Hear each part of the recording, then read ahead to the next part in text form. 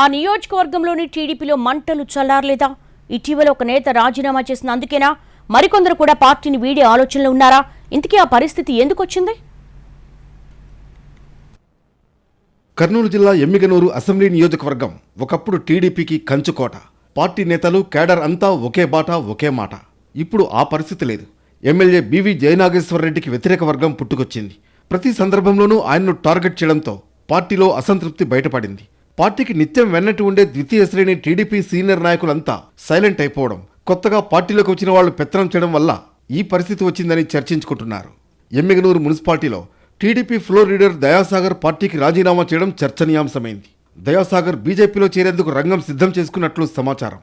అలాగే నందవరంలో మాజీ market yard chairman కూడా పార్టీ కార్యకలాపాలకు దూరంగా ఉన్నారు. ఎమ్మిగనూరులో మాజీ మంత్రి బివి మోహన్ రెడ్డి మరణం తర్వాత ఆయన తనయుడు బివి జయనాగేశ్వర రెడ్డికి టీడీపీ క్యాడర్ బ్రహ్మరథం పట్టింది.